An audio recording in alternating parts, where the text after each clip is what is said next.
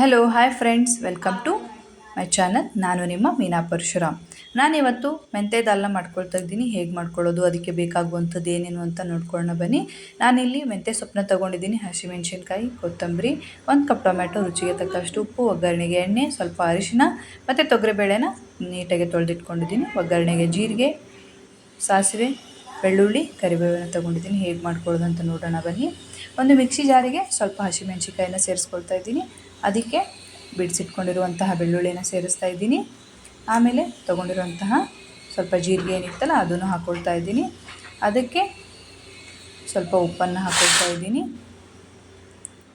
ಹಾಕ್ಕೊಂಡು ಚೆನ್ನಾಗಿ ಗ್ರೈಂಡ್ ಮಾಡ್ಕೊಳ್ತೀನಿ. ಈ ಕಡೆ ಒಂದು ಕುಕ್ಕರಿಗೆ ನಾನು ನೀರನ್ನು ಸೇರಿಸ್ಕೊಂಡಿದ್ದೀನಿ. ಆಮೇಲೆ ತೊಳೆದಿಟ್ಕೊಂಡಿರುವಂತಹ ತೊಗರಿಬೇಳೆನ ಸೇರಿಸ್ತಾ ಇದ್ದೀನಿ. ಚೆನ್ನಾಗಿ ಮಿಕ್ಸ್ ಮಾಡಿಕೊಂಡು ಒಂದು ಚಿಟಿಕೆ ಅರಿಶಿನ ಹಾಕ್ಕೊಂಡಿದ್ದೀನಿ.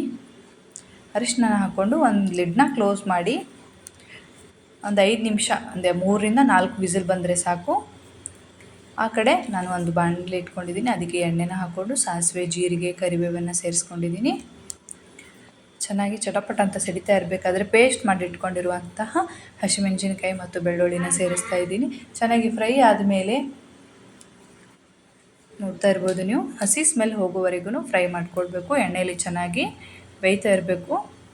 ಚೆನ್ನಾಗಿ ಬೆಂದ ಮೇಲೆ ಎಣ್ಣೆನ ಸಪ್ರೇಟಾಗಿ ಬಿಡ್ತಾ ಬರುತ್ತೆ ನೋಡ್ಬೋದು.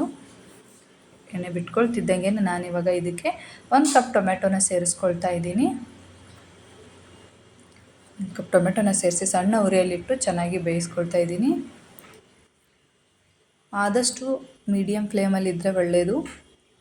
ಇದಕ್ಕೆ ನಾನಿವಾಗ ಕಟ್ ಮಾಡಿ ಇಟ್ಕೊಂಡಿರುವಂಥ ಮೆಂತ್ಯ ಸೊಪ್ಪನ್ನು ಸೇರಿಸ್ತಾ ಇದ್ದೀನಿ.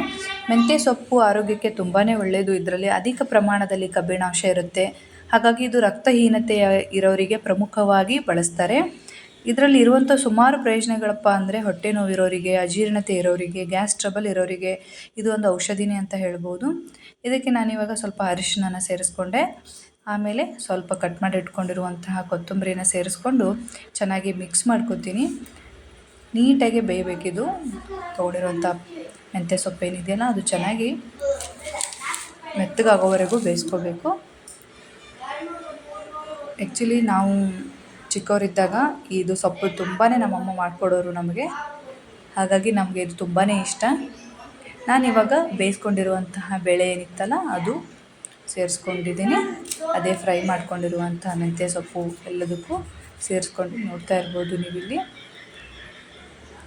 ಬೇಳೆನ ಮಿಕ್ಸ್ ಮಾಡಿಕೊಂಡು ಸ್ವಲ್ಪ ಕೊತ್ತಂಬರಿ ಸೊಪ್ಪನ್ನು ಅದಕ್ಕೆ ಸೇರಿಸಿ ಒಂದು ಸಾರಿ ಚೆನ್ನಾಗಿ ಕೈ ಆಡಿಸ್ಬೇಕು. ಮಿಕ್ಸ್ ಮಾಡ್ಕೊಳ್ಳಿ ಚೆನ್ನಾಗಿ.